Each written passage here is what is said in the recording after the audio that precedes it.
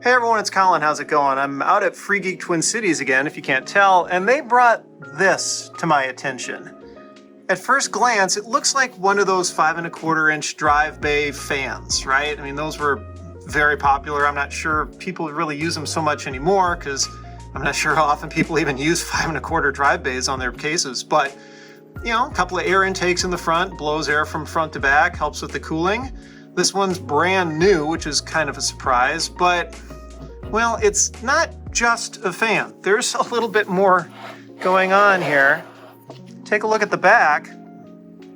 There's a peculiar selection of power connectors here, and one of them is AC input. If we take a look at the bottom of this, well, that'll explain quite a bit. It's made by FSP. It's called the Booster X5.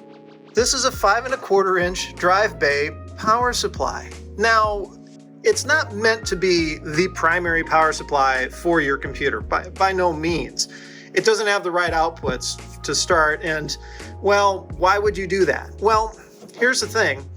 This is meant to be a supplemental power supply for your machine. It's rated for 450 watts, and if we take a look at the accessory kit that came with it, and I was surprised to see this thing had the box and the manual and everything.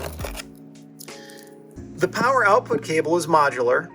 This end goes into the back of the booster, but it's all just PCIe power connectors. The whole point of this thing was specifically for if you upgraded your video card and the main PSU in your system wasn't powerful enough. They specifically call this thing out as being compatible both with SLI and Crossfire. It dates back to about 2008 or so.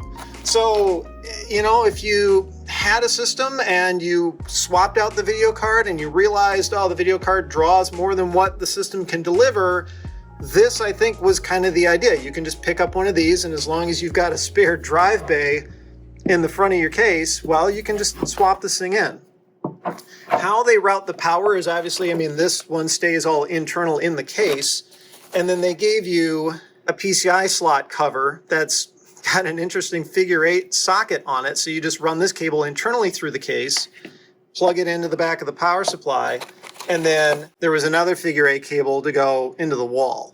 I'm a little disappointed that they couldn't rig up some fancy way of piggybacking off of the connector on your main power supply, do some sort of pass-through cable that would come through and then plug into here, and then it would have a socket on it where you could plug the main cable in, so you only have one cable going into the computer. And this setup, you've got to have two. So a little imperfect, but they kind of made up for it with some smart thinking. If we look at the back again, power input, power output, this is a 4-pin Molex, and the idea was you'd plug a spare connector off your main power supply into here. The power supply wouldn't draw any power from your main PSU, but it would rather just use this to trigger this thing turning on and off automatically. So you didn't need any buttons or switches or anything on here. You didn't have to remember, oh, I got to turn the second power supply on, otherwise my video card won't work. No, it was all automatic. So they were kind of smart about it in that way. Now, I mean, obviously for most people back then, you know, 2008, we had powerful PC PSUs, right? 750 watt, even kilowatt power supplies, like they existed. And if you were hardcore into gaming and built your own PC and all of that, of course, you would just buy a new power supply if you needed to, right? You wouldn't go to the trouble of adding this in. It probably wouldn't even match your case or anything anyway. But what if you had a pre-built? What if you had just bought a system off the shelf at a big box store from HP or Dell or whoever? The computer was fine for maybe a year or two, and then you decided, oh, I'm going to get into gaming some more, and you slapped a new video card in it, and then you realized the power supply in that computer wasn't up to the task. A lot of times with those pre-builts, the power supplies are kind of a weird form factor. Either they can't be swapped with one off the shelf because it won't physically fit in the back of the computer, or maybe the power supply was a normal size, but it had weird connectors on it. Sometimes manufacturers did crazy stuff with how power was fed into their proprietary motherboards. This was exactly meant for those people.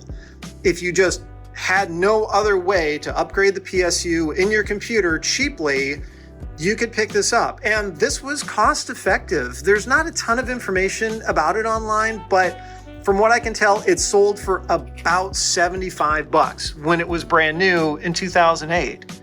The casing is all made out of metal. It feels pretty sturdy. Apparently this button on the front, all it does is just cycle through some different colors of LED in there. So it's not even an on-off or anything. But yeah, I mean, just a clever piece of engineering. Yes, it's a very small use case, but for oddware, it's an oddly practical one. Anyway, if you liked the video, I'd appreciate a thumbs up. Be sure to subscribe. You can follow me on social media @thisdoesnotcomp. And as always, thanks for watching.